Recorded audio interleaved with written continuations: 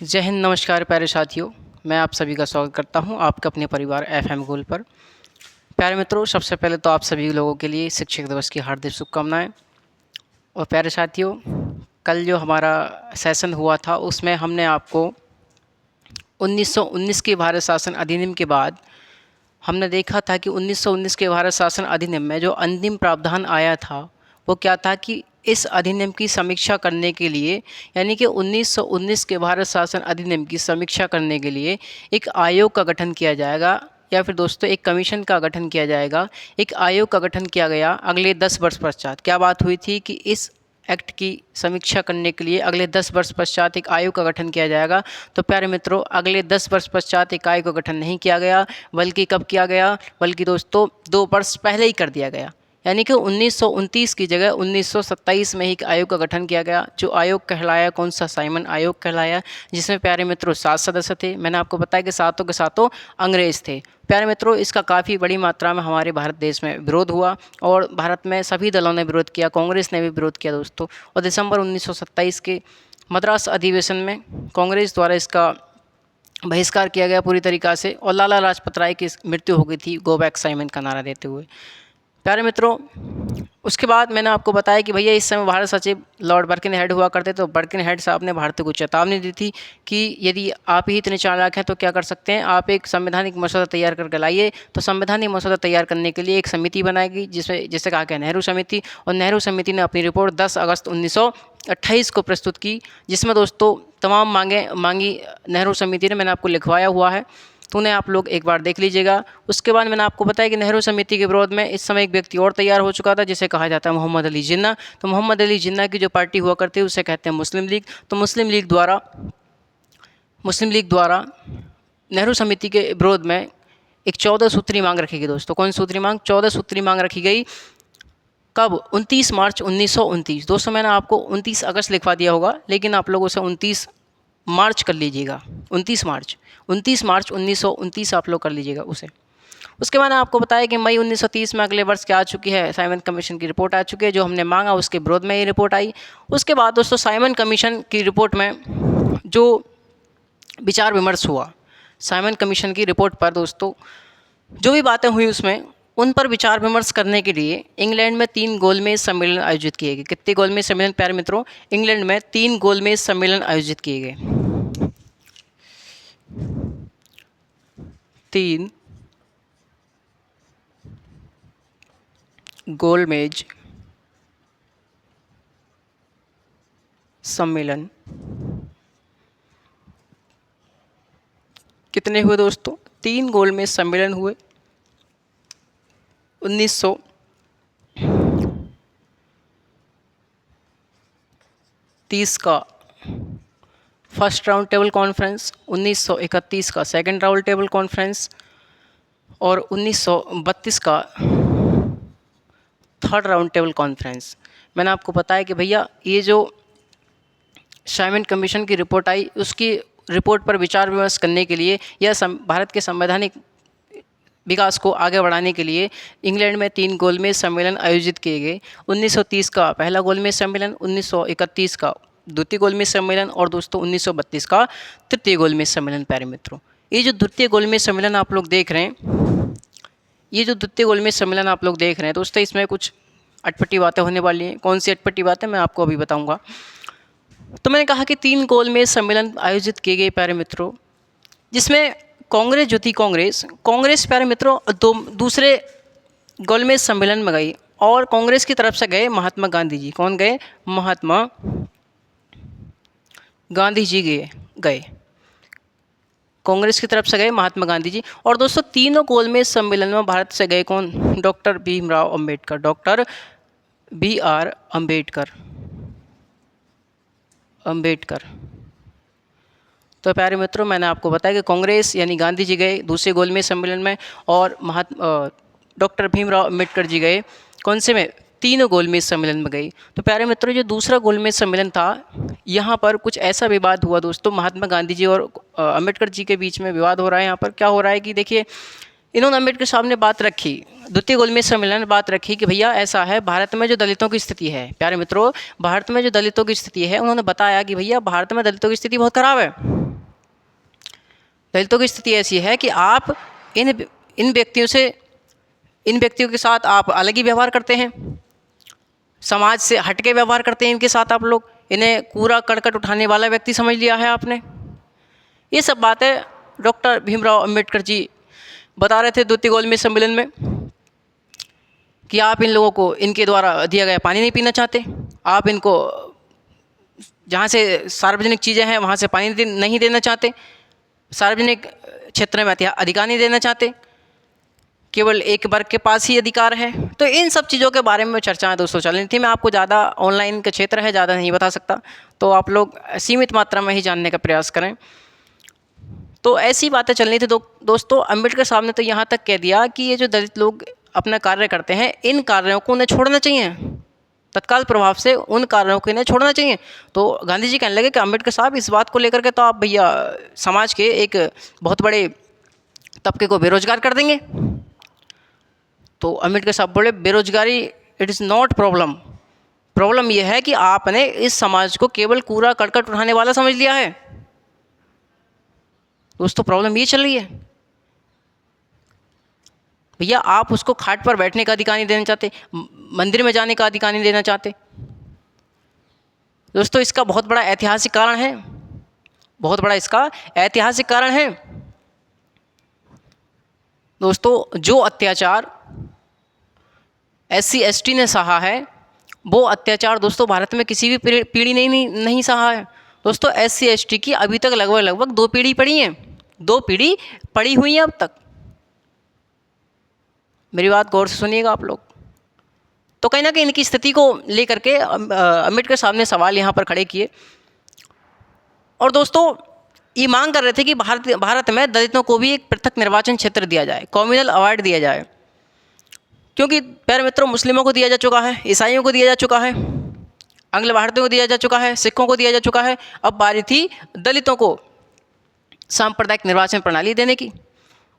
दोस्तों तृतीय गोलमेज सम्मेलन के समय वहाँ के प्रधानमंत्री थे, कौन थे? यहाँ के प्रधानमंत्री हुआ करते थे रैमसेसी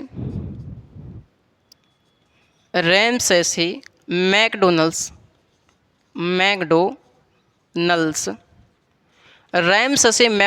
साहब यहाँ के प्रधानमंत्री हुआ करते थे। इन्होंने एक घोषणा करी, कौन सी घोषणा करी प्यारे मित्रों? इन्होंने एक घोषणा करी कि भारत में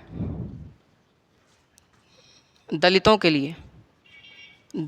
लिए सांप्रदायिक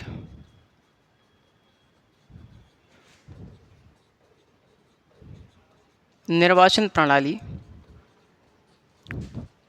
दी जाएगी।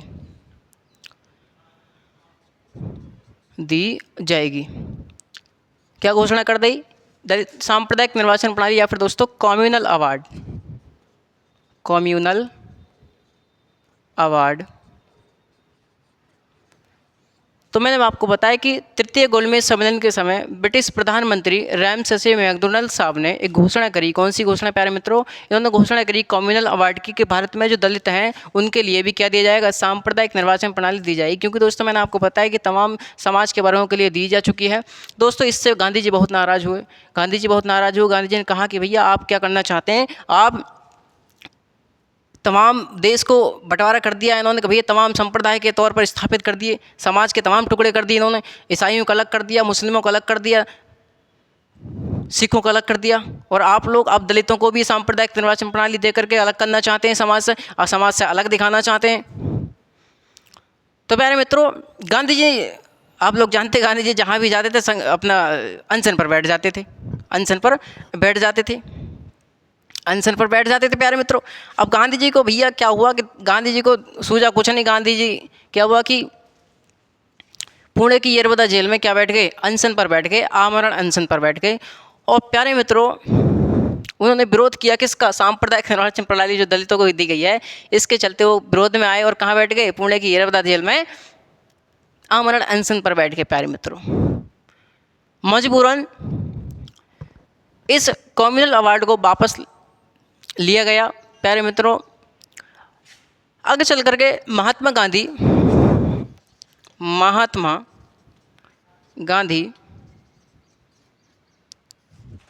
और प्यारे मित्रों वी आर अम्बेडकर के बीच में क्या हो रहा है प्यारे मित्रों, एक समझौता हुआ। क्या हुआ? एक समझौता कराया गया। कब? 24 सितंबर 1932 को एक समझौता हुआ जो कहलाया क्या? पूना समझौता। पूना समझौता, या फिर दोस्तों हम इसे कह सकते हैं पूना पैक्ट। पूना पैक्ट। इतनी बात समझ में आई प्यारे मित्रों आपके कि भैया गांधी जी विरोध में आए और मजबूरन गांधी जी और अम्बेडकर साहब के बीच में एक समझौता कराया गया 24 सितंबर 1932 को, जिसे कहा गया पूना समझौता या फिर अपूना पैक्ट। प्यारे मित्रों, दोस्तों आप लोग क्या समझ रहे हैं? आप लोग यहाँ पर भैया मतभेद हो सकते हैं, मैं कह रहा हूँ आपसे गलत कोई नहीं है।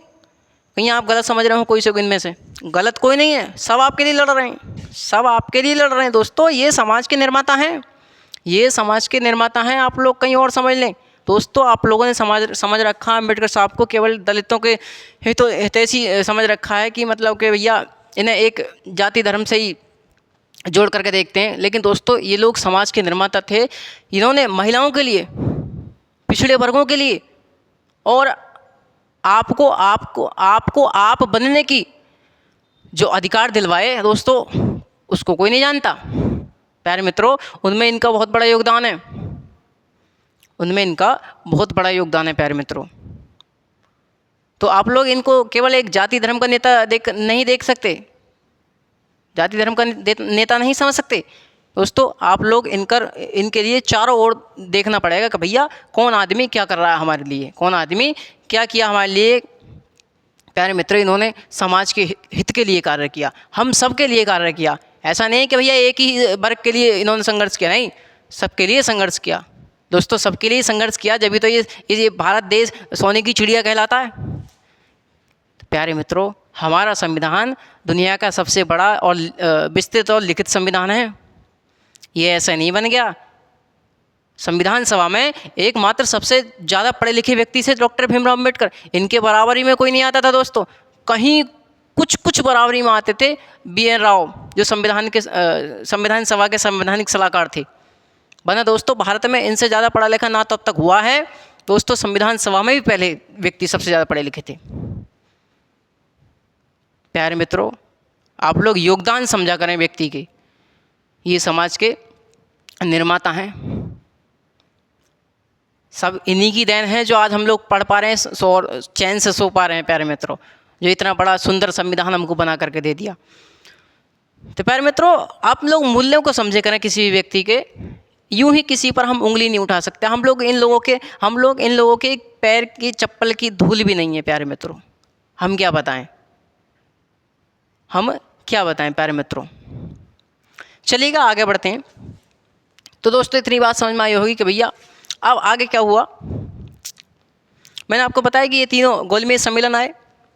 गोलमेज सम्मेलन में जो निष्कर्ष आया निकल करके दोस्तों, गोलमेज सम्मेलनों में जो निष्कर्ष निकल कर आया प्यारे मित्रों, इस पर एक श्वेत पत्र जारी किया गया। क्या पत्र जारी किया गया? एक वाइट पेपर जारी किया गया। एक वाइट पेपर जारी किया गया जिसे कहा जाता है श्वेत पत्र। एक श्वेत पत्र जारी किया गया और दोस्तों लॉर्ड लिनलिथगो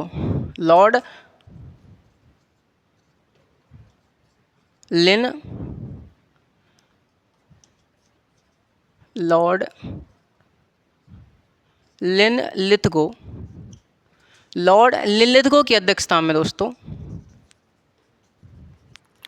एक समिति बनाई गई। क्या बनाई गई दोस्तों? एक समिति बनाई गई। प्यारे मित्रों, और इस समिति की जो रिपोर्ट आई प्यारे मित्रों, इस समिति की रिपोर्ट को प्यारे मित्रों ब्रिटेन की संसद ने पारित करके प्यारे मित्रों, और 4 अगस्त 1935 को वहाँ के क्राउन द्वारा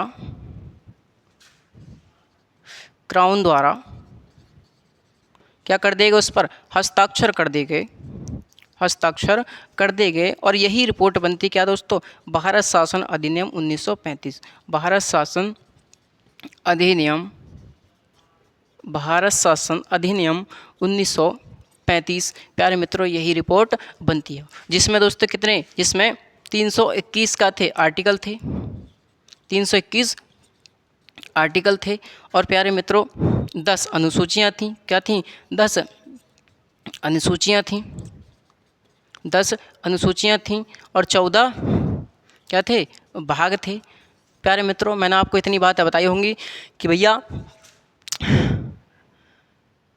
जो साइमन कमीशन की रिपोर्ट आई, साइमन कमीशन की रिपोर्ट पर विचार विमर्श करने के लिए या फिर भारत के संवैधानिक विकास को आगे बढ़ाने के लिए इंग्लैंड में 3 गोलमेज सम्मेलन आयोजित किए गए। और दोस्तों मैंने आपको बताया कि भैया तीसरे गोलमेज सम्मेलन में रैमसेस मैकडॉनल्ड्स द्वारा एक घोषणा की गई, दलितों के लिए कम्युनल अवार्ड की घोषणा की गई। और प्यारे मित्रों मैंने आपको बताया कि इसमें क्या हुआ, इसमें मैंने आपको बताया कि दलितों के लिए सांप्रदायिक निर्वाचन प्रणाली दी गई। सांप्रदायिक निर्वाचन प्रणाली के तहत दलितों के लिए पृथक निर्वाचन क्षेत्र दिया गया, जिसके विरोध में दोस्तों महात्मा गांधी जी आए और महात्मा गांधी और अम्बेडकर के बीच क्या कराया गया, समझौता कराया गया। 24 सितंबर 1932 को ये कहलाया पूना समझौता, या फिर दोस्तों इसे कहते हैं हम लोग पूना पैक्ट। उसके द्वारा दोस्तों एक बात और लिख लीजिएगा आप लोग यहाँ से कि इसके बाद दलितों को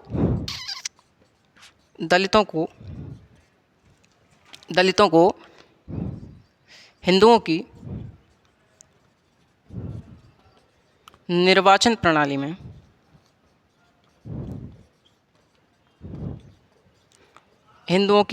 प्रणाली में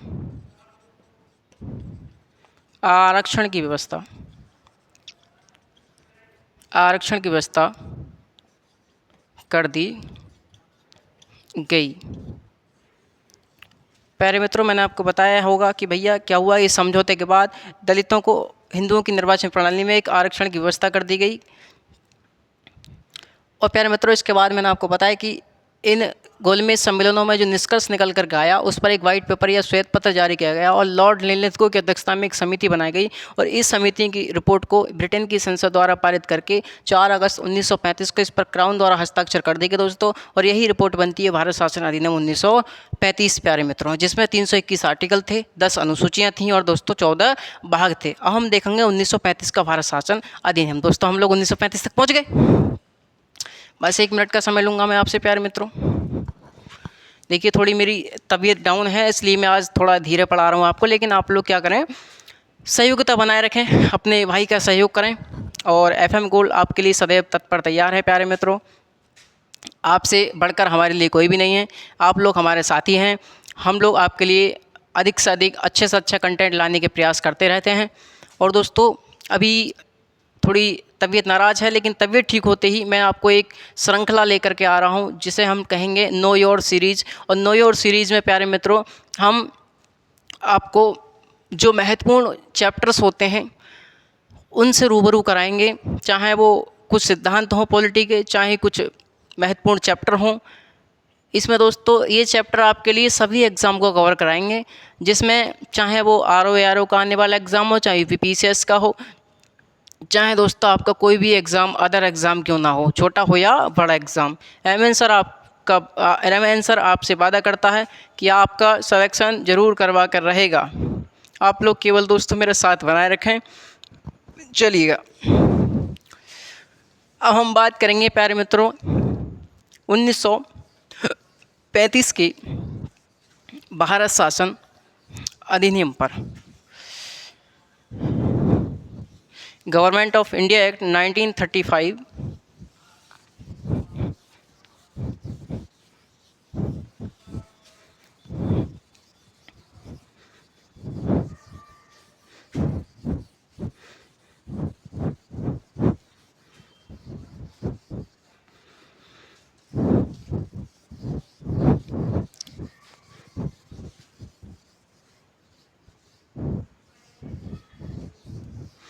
चलिए दोस्तों हम लोग देखते हैं भारत शासन अधिनियम 1935 भारत शासन अधिनियम 1935 government of India act 1935, government of India act 1935 में दोस्तों क्या प्रावधान थे कि पहला प्रावधान यहाँ से ये देखने को मिलता है प्यारे मित्रों हमें कि यहाँ से एक अखिल भारतीय संघ की स्थापना की बात करें। किसकी? अखिल भारतीय, दोस्तों लिखते रहिएगा, अखिल भारतीय संघ की स्थापना की बात की गई। प्यारे मित्रों मैंने आपको बताया कि अखिल भारतीय संघ की स्थापना की बात करेगी प्यारे मित्रों, और हमें यहाँ से केंद्र में द्वैध शासन लागू होता हुआ दिखाई दे रहा है। कौन सा? केंद्र में द्वैध शासन, केंद्र में द्वैध शासन लागू किया गया। दोस्तों पहले हम लिख लें थोड़ा सा, उसके बाद मैं आपको समझाऊंगा। तीसरा हम लोग देखेंगे दोस्तों यहाँ से कि ये जो ऑल इंडिया लेजिस्लेटिव काउंसिल हुआ करती थी प्यारे मित्रों, ये जो अखिल भारतीय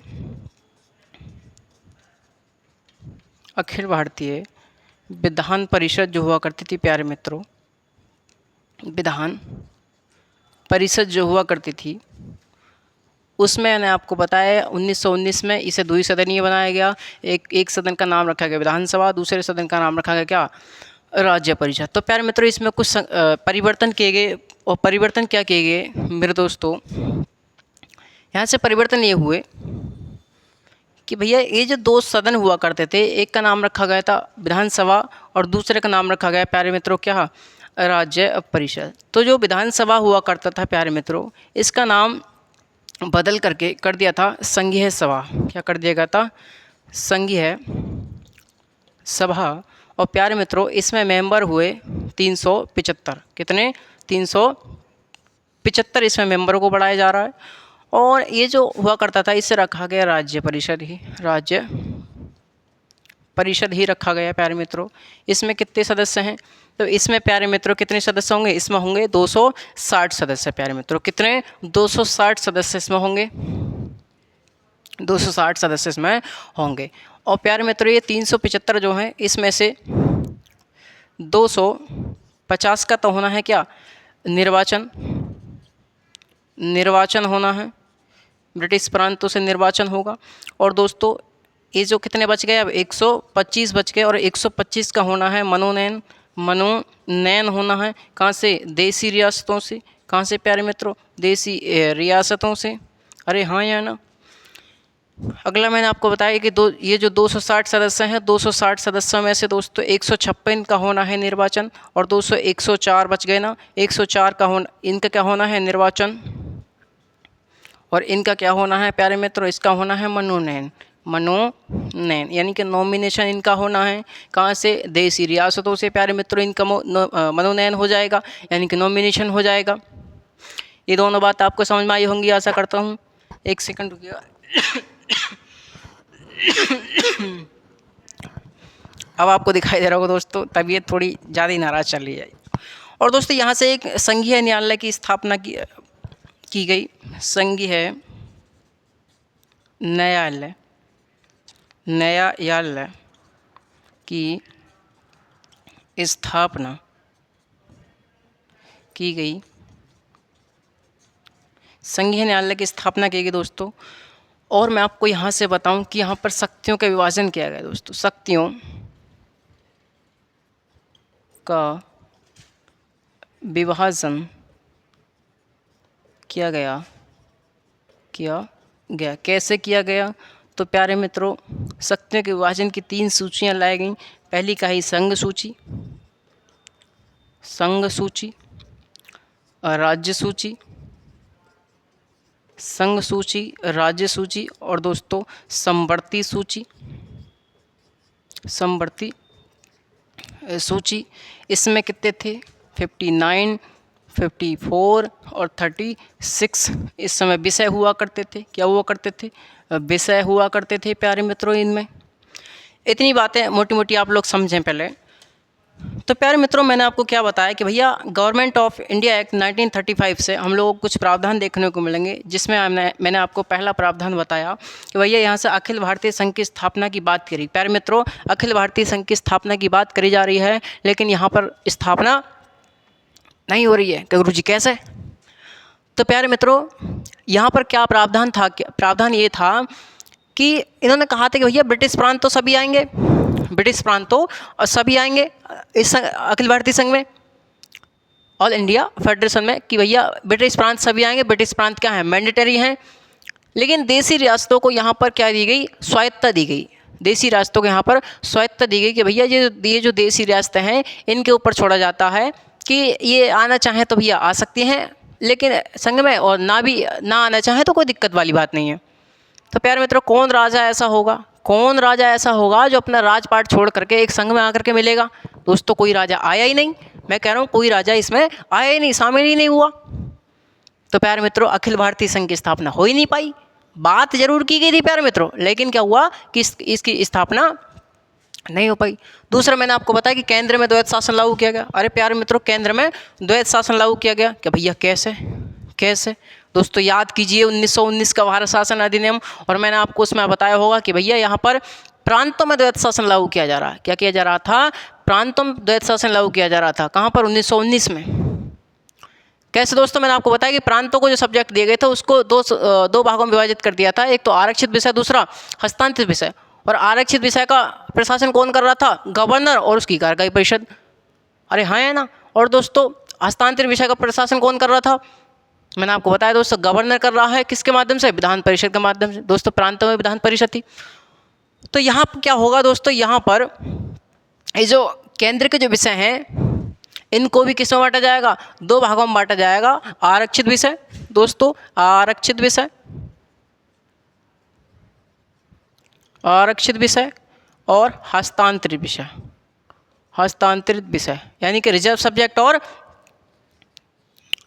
ट्रांसफर सब्जेक्ट। इनका प्रशासन कौन करेगा? वायसराय करेगा अपनी कार्यकारी परिषद के माध्यम से, यानी एग्जीक्यूटिव काउंसिल के माध्यम से। इनका प्रशासन कौन करेगा? तो प्यारे मित्रों, करेगा वायसराय ही, लेकिन किसके माध्यम से? ऑल इंडिया लेजिस्लेटिव काउंसिल के माध्यम से। दोस्तों किसके माध्यम से? इसके माध्यम से। किसके माध्यम से प्यारे मित्रों? इसके माध्यम से करेगा। तो इसमें तो दोस्तों हमारे भारतीय भी हैं। अरे इसमें तो दोस्तों हमारे भारतीय भी हैं। तो हुए ना हुए, क्या हुआ? भारतीय के प्रति उत्तरदायी हुई। कौन? गवर्नर और उसकी कार्यकारी परिषद, हस्तांतरित विषयों को लेकर के। तो हुई ना हुई केंद्र में द्वैत शासन की शुरुआत। दोस्तों केंद्र में द्वैत शासन लगा दिया गया। कब? 1935 से। 1935 से दोस्तों यहाँ पर केंद्र में द्वैत शासन लगा दिया गया।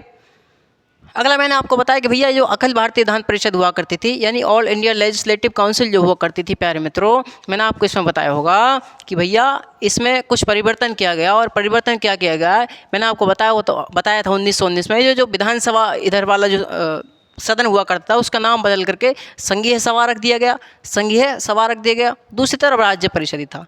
दोस्तों इसमें सदस्य बढ़ाए गए। इसमें वहाँ पर कितने सदस्य हुआ करते थे प्यारे मित्रों? 145 हुआ करते थे, लेकिन यहाँ कर दिए गए 375 सदस्य कर दिए गए। और 375 में 250 का निर्वाचन होना है, 125 का होना है मनोनयन होना है देसी रियासतों से। अगला मैंने आपको बताया कि भैया 260 सदस्य किस में है? राज्य परिषद में है। और राज्य परिषद में 260 जो है इसमें से 156 का निर्वाचन होना है। और प्यारे मित्रों 104 का मनोनयन होना है। प्यारे मित्रों क्या होना है? 104 का मनोनयन होना है मेरे साथियों। अगला मैंने आपको बताया कि भैया यहाँ से एक संघीय न्यायालय की स्थापना की बात करी गई, यानी कि संघीय न्यायालय की स्थापना की बात तो छोड़ी गई प्यारे मित्रों, की गई। संघीय न्यायालय की स्थापना की गई 1937 में दोस्तों। और 1 अक्टूबर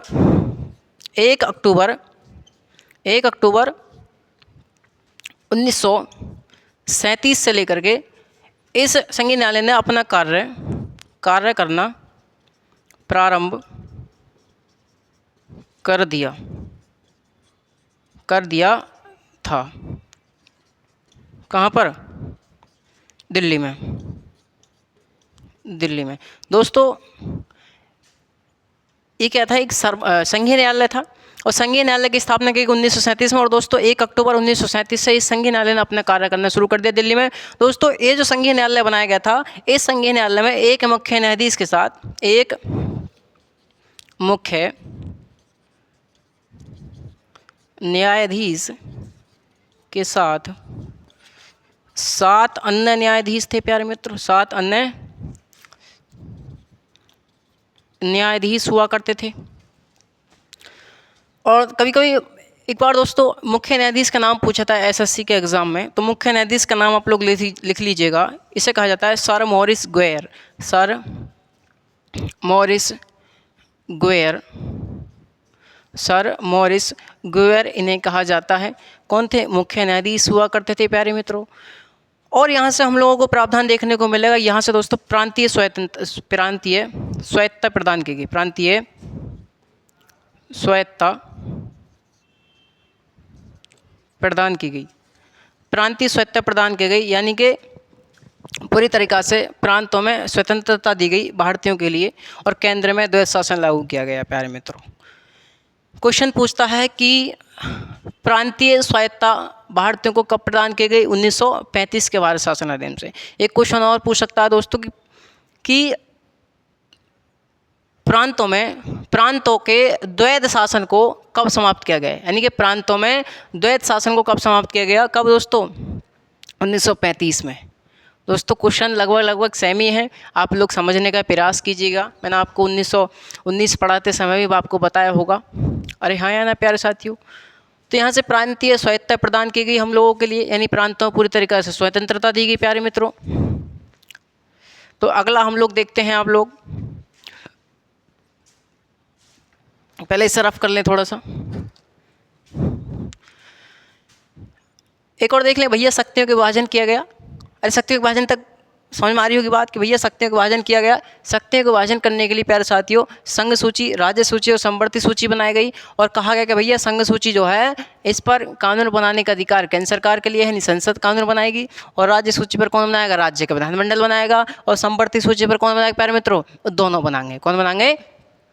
केंद्र सरकार यानी कि संसद, और कौन बनाएगा? राज्य विधानमंडल, दोनों ही बनाएंगे। ये बात प्यारे मित्रों कर दी गई। अगर दोस्तों मान के चलिएगा भैया मैंने बताया संवर्ती सूची में राज्य और केंद्र दोनों ही कानून बनाएंगे, मान चलो दोनों ने एक विषय पर कानून बना दिया, तब क्या होगा प्यारे मित्रों? तो पावरफुल किसका होगा? अरे प्यारे मित्रों पावरफुल किसका होगा? तो किसका होगा? वही केंद्र सरकार का होगा। किसका? केंद्र सरकार यानी संसद का होगा। क्यों भैया? अरे क्यों होगा? क्योंकि दोस्तों आप लोग जानते हैं कि भारत में क्या है, संघीय व्यवस्था तो है, लेकिन संघात्मक होते हुए एकात्मक की ओर ज़्यादा झुकाव है प्यारे मित्रों। किसकी ओर ज़्यादा झुकाव है? संघात्मक होते हुए एकात्मक की ओर ज़्यादा झुकाव है प्यारे मित्रों। मैं आप थोड़ा रफ कर दूं, उसके बाद अभी देखते हैं, आगे चलते हैं हम लोग। अगला प्रावधान हम लोग अभी देखेंगे प्यारे मित्रों। कल हमारा ये संवैधानिक इतिहास समाप्त हो जाएगा और कल हम लोग संवैधानिक सभा तक पहुंच जाएंगे, संविधान सभा तक, और संविधान सभा पर हम लोग परसों से चर्चा करनी शुरू करेंगे।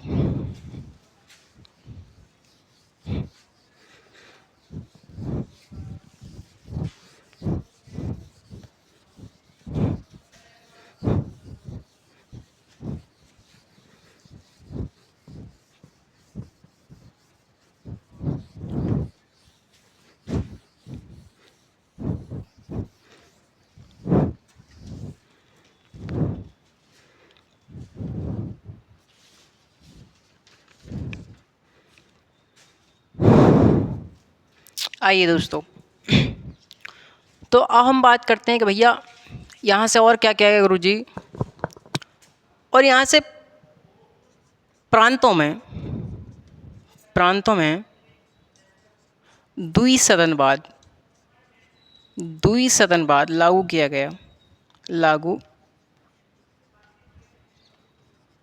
गया। दोस्तों मैंने आपको बताया कि प्रांतों में द्विसदनवाद लागू किया गया, और दोस्तों इस समय 6 प्रांतों में, कितने में दोस्तों? 6 प्रांतों में। कितने में? 6 प्रांतों में इस समय द्विसदनवाद लागू किया गया। कितने में? 6 प्रांतों में द्विसदनवाद प्यारे मित्रों लागू किया गया। और ये 6 सदन कौन, यानी कि 6 प्रांत कौन कौन से थे प्यारे मित्रों? 6 प्रांत कौन कौन से थे प्यारे मित्रों? तो 6 प्रांत कौन कौन से थे दोस्तों? लिख लीजिए आप लोग भाई। बम्बई, मद्रास, बंगाल, असम, बम्बई, मद्रास, बंगाल, असम, और दोस्तों मैंने आपको बताया कि बिहार, संयुक्त प्रांत, यानी कि यूनाइटेड प्रोविंस, या फिर जिसे हम उत्तर प्रदेश आज कहते हैं, वही जिसे हम उत्तर प्रदेश आज कहते हैं वो क्या था, संयुक्त प्रांत यानी यूनाइटेड प्रोविंस कहलाता था।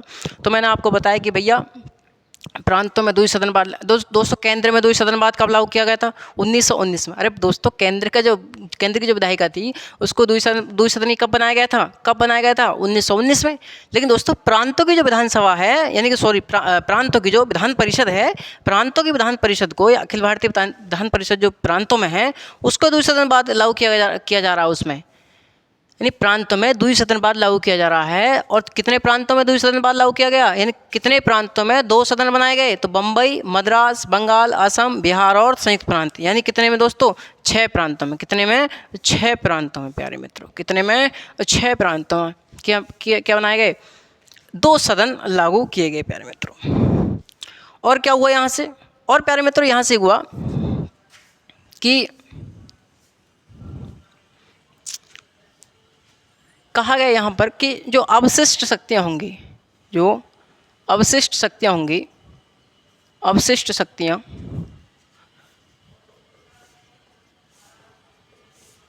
शक्तियाँ वायसराय में निहित की गई।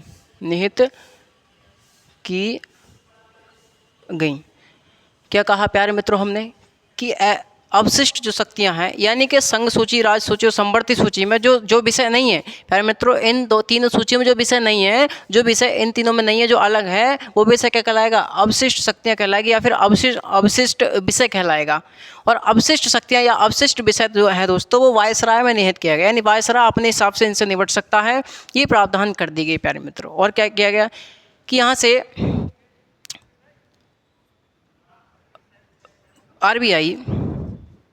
आरबीआई की स्थापना की गई दोस्तों, आरबीआई की स्थापना की गई, रिजर्व बैंक ऑफ इंडिया की स्थापना की गई दोस्तों। और भारत से बर्मा को अलग किया गया, प्यारे मित्रों। अरे हाँ या ना प्यारे मित्रों, भारत से बर्मा को अलग किया गया। ये वाला जो क्वेश्चन है प्यारे मित्रों, यूपी पैट में पूछा जा चुका है, अभी जो पिछले एग्ज़ाम हुआ था यूपी पैट में एक क्वेश्चन पूछा जा चुका है अभी। और मैंने आपको बताया कि नेहरू समिति वाला भी क्वेश्चन पूछा था, ये भी क्वेश्चन पूछा था दोस्तों। प्यारे मित्रों आप लोग इसे समझते चलिएगा। और मैं अगली बात करूं तो प्यारे मित्रों, यहाँ से हम लोगों को क्या देखने को मिलेगा, इन्होंने कहा कि भैया भारत की कुल जनसंख्या का 10% या 10% लोगों को मतदान का अधिकार प्रदान किया गया। क्या बताया मैंने आपको साथियों कि भैया जो भारत की कुल जनसंख्या है, कुल जनसंख्या का 10% लोगों को क्या दिया गया, मतदान का अधिकार प्यारे मित्रों यहाँ से दिया गया। यानी कि जितने भारत में उस समय लोग थे उनके 10% लोग ही क्या कर पाएंगे, केवल मतदान कर पाएंगे दोस्तों।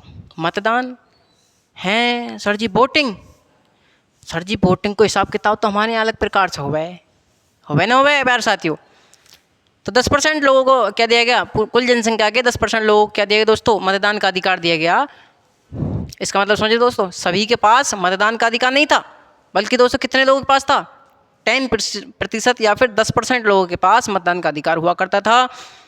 और प्यारे मित्रों, निर्वाचन मतदान हमारे यहाँ तो दोस्तों किस प्रकार से किया जाता है आप लोग जानते हैं दोस्तों। कुछ दिनों पहले मैं एक न्यूज़ सुन रहा था ऐसे ही, तो ये जो मीडिया है हमारे यहाँ की, आप लोग जानते हैं कि मीडिया की रैंकिंग कितनी पहुँच गई है ना। तो प्यारे मित्रों, ये जो मीडिया है, इसने एक बार कहा था इन्होंने, मैं एक देख रहा था ऐसे ही, तो मैं न्यूज़ दोस्तों प्रत्येक आदमी देखता है, मैं भी देखता रहता हूँ। मैंने देखा उसमें दोस्तों कहा जा रहा था कि भैया वहाँ जो राज्य है उस राज्य में इस जाति की जनसंख्या इतनी है तो इसके लिए वोट इसे मिलेगा, इस जाति की जनसंख्या इतनी है तो इस पार्टी को वोट मिलेगा। हैं, मैं सोचने लगा भैया मैंने की क्या हो रहा है देश में। हमारे देश में तो दोस्तों जो मतदान होता है, जो निर्वाचन होता है, जो चुनाव होता है, वो दोस्तों किस पर, जाति के आधार पर लोग वोट डाल रहे हैं। बताओ दोस्तों, काम के आधार पर वोटिंग नहीं होती है भारत में। दोस्तों काम के आधार पर वोटिंग नहीं होती तो भारत में कैसे होती है, जाति के आधार पर वोटिंग होती है कि उस जाति की जनसंख्या वहाँ ज़्यादा है तो वो व्यक्ति जीत जाएगा। पहले ही अनुमान लग जाता है, पहले ही अनुमान लग जाता है प्यारे मित्रों। दोस्तों स्तर कहाँ जा चुका है हमारे देश का स्तर। दोस्तों आजकल के बाबाओं की सुनिए कहानी, आज लोग बाबाओं के भाषण सुनिए, बाबाओं के। दोस्तों जिन बाबाओं को दोस्तों 5-5, 6-6 करोड़ लोग फॉलो करने वाले हों और वही बाबा क्या कहते हैं, उल्टे सीधे बयान देते हैं। और जब उल्टे सीधे बाबा बयान देंगे तो प्यारे मित्रों जो लोग उन्हें सुन रहे हैं, जो लोग उनके अनुयायी हैं, उन पर क्या प्रभाव पड़ेगा दोस्तों। तो ऐसे लोग समाज में क्या करा देते हैं, वही हिंदू मुस्लिम कराएंगे। हिंदू मुस्लिम कराने के बाद दोस्तों ये लोग कहाँ जाएंगे, हिंदुओं में घुसेंगे, जाति में चलेंगे। तू सवर्ण है, तू दलित है, तू सवर्ण है, तू दलित है। मेरी बात समझ में आ रही प्यारे मित्रों। तो ये खेला है, ये खेला है। इस खेला को आप लोग जब भी समझ सकते हैं जब आप लोग अपने अधिकारों को समझ पाएंगे। और अपने अधिकारों को समझने के प्यारे मित्रों आपको पढ़ना पड़ेगा, आपको संविधान पढ़ना पड़ेगा। और ऐसे नहीं, खूब अंदर जाकर के पढ़ना पड़ेगा। आपका भाई पढ़ाने के लिए तैयार हैं, आप लोग मेरे साथ बने रहे हैं प्यारे मित्रों। अगला मैं आपको बताऊं तो प्यारे मित्रों यहाँ से और क्या प्रावधान हुआ कि यहाँ से संघ लोक सेवा आयोग संघ लोक सेवा आयोग और प्रांतीय लोक सेवा आयोग, संघ लोक सेवा आयोग, प्रांतीय लोक सेवा आयोग और प्यारे मित्रों एक या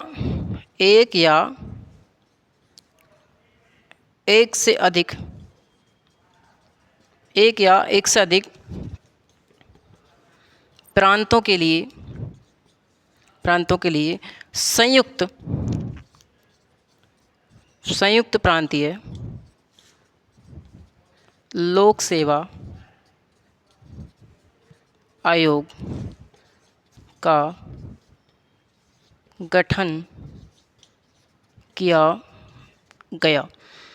प्यारे मित्रों आपको इतनी बात समझ में आई। मैंने कहा कि भैया संघ लोक सेवा आयोग, प्रांतीय लोक सेवा आयोग, एक या एक से अधिक प्रांतों के लिए एक संयुक्त लोक सेवा आयोग गठन करने का अधिकार यहाँ से मिला दोस्तों। यानी कि इनका गठन किया जाएगा, संघ लोक सेवा आयोग, प्रांतीय लोक सेवा आयोग, एक या एक से अधिक प्रांतों के लिए संयुक्त प्रांतीय लोक सेवा आयोग का गठन दोस्तों यहाँ से किया जाएगा। अरे हाँ या ना प्यारे साथियों। उसके बाद मैं अगर दोस्तों आपसे बताऊं कि यहाँ क्या हुआ प्यारे मित्रों, यहाँ पर 1935 के आधार पर दोस्तों 1935 के आधार पर 1937 में दोस्तों 1935 के आधार पर 1937 में चुनाव कराए गए। भारत में क्या कराए गए, चुनाव कराए गए दोस्तों। और चुनाव में क्या हुआ कि जो 11 ब्रिटिश प्रांत हुआ करते थे, क्या कितने प्यारे मित्रों, 11 ब्रिटिश प्रांत जो हुआ करते थे, इन 11 ब्रिटिश प्रांतों में से दोस्तों 6 प्रांतों में, कितने में दोस्तों, 6 प्रांतों में कांग्रेस को प्यारे मित्रों क्या कहा, कांग्रेस को क्या मिला, पूर्ण बहुमत से सरकार बनी। पूर्ण बहुमत से सरकार बनी प्यारे मित्रों। कहाँ पर, 11 में से 6 प्रांतों पूर्ण बहुमत से सरकार बनी। और दोस्तों 3 में सरकार क्या बनी, सरकार नहीं बनी, बल्कि क्या बनी, गठबंधन की सरकार बनी। गठबंधन की सरकार यहाँ पर बनी दोस्तों। मिलीजुली सरकार या कोएलिशन से जो सरकार बनती है उसे हम गठबंधन की सरकार बोलते हैं। मैंने कहा कि भैया 1935 के आधार पर 1937 में चुनाव कराए गए प्यारे मित्रों। और जो चुनाव कराए गए वो 11 ब्रिटिश प्रांत उस समय हुआ करते थे, मैंने आपको बताया। और 11 में से दोस्तों 6 ब्रिटिश प्रांतों में क्या मिली, जो कांग्रेस पार्टी थी उसको पूर्ण बहुमत से सरकार बनी प्यारे मित्रों। और 3 में क्या बनी, गठबंधन की सरकार बनी प्यारे मित्रों, या मिलीजुली सरकार या कोएलिशन की सरकार जिसे हम बोल सकते हैं दोस्तों। अगला कि 2 में सरकार नहीं बनी प्यारे मित्रों, 2 में सरकार नहीं बनी। एक तो था कौन सा, बंगाल, और दूसरा था पंजाब। एक था बंगाल, दूसरा था पंजाब। दोस्तों बंगाल में बनी कृषक पार्टी की सरकार, कृषक प्रजा पार्टी, कृषक प्रजा पार्टी की सरकार बनी कहाँ पर, बंगाल में। और पंजाब में बनी यूनियलिस्ट पार्टी की सरकार, यूनियलिस्ट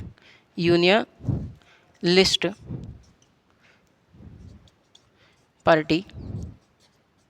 मैंने आपको बताया कि भैया जब 1937 में चुनाव किए गए तो 6 ब्रिटिश प्रांतों में क्या बनी, कांग्रेस की पूर्ण बहुमत सरकार बनी, 3 में गठबंधन सरकार बनी और 2 में सरकार नहीं बनी, जिसमें कौन कौन से थे, बंगाल और पंजाब। बंगाल में बनी कृषक पार्टी की सरकार और पंजाब में बनी किसकी, यूनियलिस्ट पार्टी की सरकार प्यारे मित्रों। और अब क्या हुआ कि भैया अब कांग्रेस खुश, भारतीय खुश कि भैया भारत क्या मिल चुकी है, प्रांतों में स्वतंत्रता मिल चुकी है, प्रांतीय पूर्व तरीका प्रांतों में सरकार बना ली भारतीयों ने प्यारे मित्रों। अब खुशी का ठिकाना नहीं रहा। तो दोस्तों ये जो खुशी थी, ये जो दोस्तों खुशी थी, ये दोस्तों 1937 से लेकर के ये खुशी दोस्तों प्यारे मित्रों 1939 तक ही चल पाई। क्या चल पाई, 1939 तक ही चल पाई प्यारे मित्रों। और 1939 में चल करके क्या हुआ कि दोस्तों जो कांग्रेस भारत में जहाँ जहाँ से कांग्रेस के सदस्य जीते थे, जहाँ जहाँ सरकार बनाई थी दोस्तों कांग्रेस ने जीत करके, उन सभी सदस्यों दोस्तों संयुक्त रूप से क्या दे दिया दोस्तों, संयुक्त रूप से इस्तीफा दे दिया प्यारे मित्रों। क्या दे दिया, इस्तीफा दे दिया। लीजिए दोस्तों, हम तो दोस्तों 1937 में हमारे भैया चुनाव हो गए, हम तो आनंद ले रहे थे, मतलब आनंद की प्रक्रिया अपना रहे थे भारत में कि भैया प्रांतीय स्वतंत्रता हमें मिल चुकी है पूरी तरीक़ा से, आराम से बढ़िया हिसाब किताब चल रहा था भारतीयों का। लेकिन दोस्तों ये जो प्रांतीय स्वतंत्रता थी, ये प्रांतीय स्वतंत्रता को दोस्तों हम लोग 1937 से 1939 तक ही क्या कर पाए, यूज कर पाए। दोस्तों 1939 में ऐसा क्या हुआ दोस्तों कि संयुक्त रूप से जहाँ जहाँ से कांग्रेस के सदस्य जीते थे उन्होंने दोस्तों संयुक्त रूप से इस्तीफा दे दिया। दोस्तों ऐसा क्या हुआ प्यारे मित्रों, तो ऐसा क्या हुआ प्यारे मित्रों, इस पर हम लोग बात करेंगे कल। आप लोग जानते दोस्तों थोड़ी तबीयत ख़राब है, इसलिए मैं आपसे कल के लिए कह रहा हूँ। कल मैं आपको प्रॉपर यहीं से स्टार्ट करूँगा प्यारे मित्रों। आज के लिए यहीं आपसे विदा चाहता हूँ। FM गोल्ड सदैव आपके लिए तत्पर तैयार है, आपका आभारी रहेगा। धन्यवाद प्यारे मित्रों।